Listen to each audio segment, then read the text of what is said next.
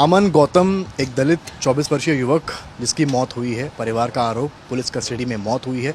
चंद्रशेखर आज़ाद रावण सांसद आज़ाद समाज पार्टी के अध्यक्ष यहाँ पहुँचे हैं, परिवार के साथ हैं। आप देख सकते हैं ये पूरा परिवार भी यहाँ एकत्रित है। जो बहन है अमन गौतम की वो मौजूद हैं और जो अमन गौतम की 3 साल की बेटी है उसको अपने कंधे पर लिए हैं। आज़ाद साहब, आप यहाँ पहुँचे हैं, क्या कुछ बातचीत हुई है, कैसे पूरे मामले का दुख सुनने के बाद मेरे पास शब्द नहीं है कि मैं क्या कहूँ। इस 3 साल की नन्ही बच्ची को मैं क्या जवाब दूँ, किसके पिता को क्यों मारा गया, और फिर इसकी पत्नी को, अमन की जो छोटी बहन है हमारी, उसको क्या जवाब दूँ, इसकी बहन सुधा को मैं क्या जवाब, इनके आंसुओं का मैं किससे जवाब मांगूँ। मुझे तकलीफ़ इस बात की है कि गांव में नहीं हो रहा है, ये प्रदेश की राजधानी से 500 किलोमीटर दूर किसी गांव में नहीं, प्रदेश की राजधानी में मुख्यमंत्री जी के नाक के नीचे हो रहा है। और कल से अब तक इनका दर्द जो है क्यों नहीं दिखाई दिया। क्या वो जो नारा लगाते हैं बटेंगे तो कटेंगे, तो ये बटेंगे कटेंगे में ये सिर्फ चुनाव में आते हैं। चुनाव के बाद भी इनकी कुछ हैसियत है उनकी नज़रों में। इनको FIR कराने के लिए सड़क पर आंदोलन करना पड़ा रात को 12 बजे तक। उसके बाद इनको लाठियों से फटकारा गया, वीडियोज हैं जिस तरह मारा गया। अधिकारी, पुरुष अधिकारी महिलाओं के सीने पे पैर रख के कहते हैं कि जाओ, जिससे तुम पे जो उखड़ता हो उखाड़ लो, जो तुम जिसको बुलाना हो बुला लो।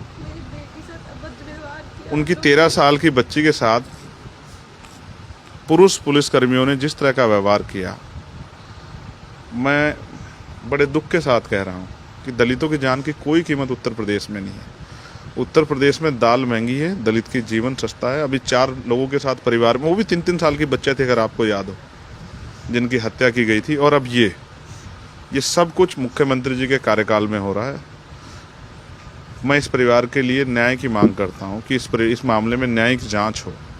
जिन अधिकारियों ने अच्छा व्यवहार नहीं किया, वो इस परिवार को न्याय क्या दिलाएंगे। इस घटना की न्यायिक जांच होनी चाहिए।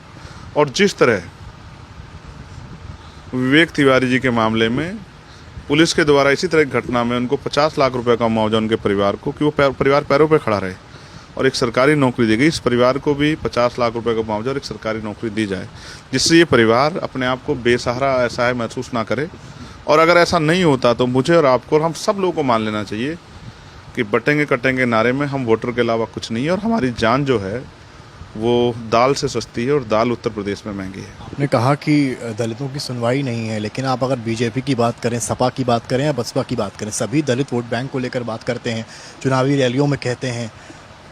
आए आप हैं यहाँ पे। मैं तो ड्यूटी कर रहा हूँ। मैं जब तक जीऊँगा इनके लिए काम करता रहूँगा, और मेरा जीवन इनको समर्पित। मैंने 1 साल पहले गोली खाई थी।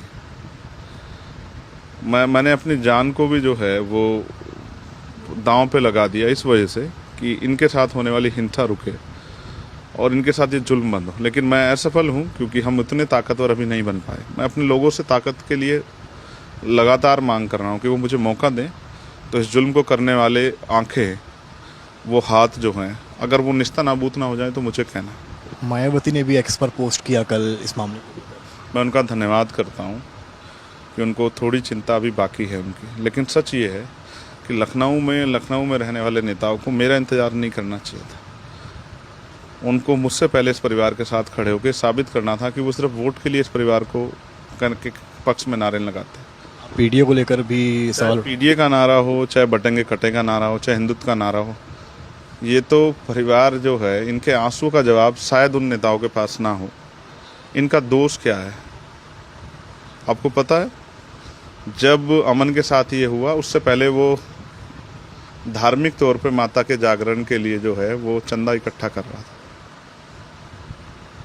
था। मेरे पास शब्द नहीं है, क्योंकि इस घटना के बाद इनके साथ मारपीट भी की गई, इनको डराया भी गया। 6 बजे इनके घर पे, और इनकी डेड बॉडी भी नहीं दे रहे थे। उन तो कह रहे थे यहीं से सीधे लेके जाके शमशान घाट में जलाओ, जबकि ये जो हैं नहीं चाहते, ये अपने घर लाना चाहते हैं उसको, उसके बाद क्रिमिनेशन करना चाहते हैं। मैं कुछ नहीं कह सकता, मुझे बड़े दुख के साथ कहना पड़ रहा है कि बिना संघर्ष के इस परिवार को न्याय नहीं मिलेगा। उसने कहा पोस्टमार्टम रिपोर्ट में चोट नहीं है, दिल का दौरे से मौत हुई। मैं फिर आपसे कहूँगा कि दिल के दौरे के पड़ने की नौबत आई कैसे?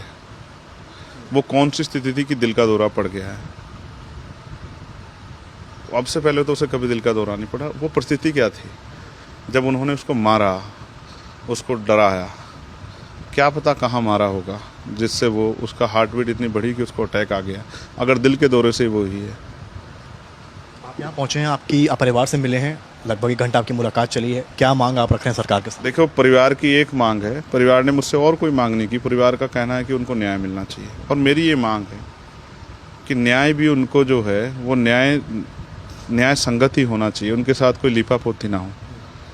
तो उन जिन पे एफआईआर हुई है उन पे कार्रवाई हो। जिन लोगों ने बदतमीजी की है, रात मारपीट की है, लाठो वीडियो में है, उन अधिकारियों को सस्पेंड किया जाए और इस परिवार को विवेक तिवारी जी की तरह, क्योंकि ये भी समाज का हिस्सा है, उनको 50 लाख रुपए का मुआवजा, एक सरकारी नौकरी दी जाए और इनके आंसू पूछे जाएं।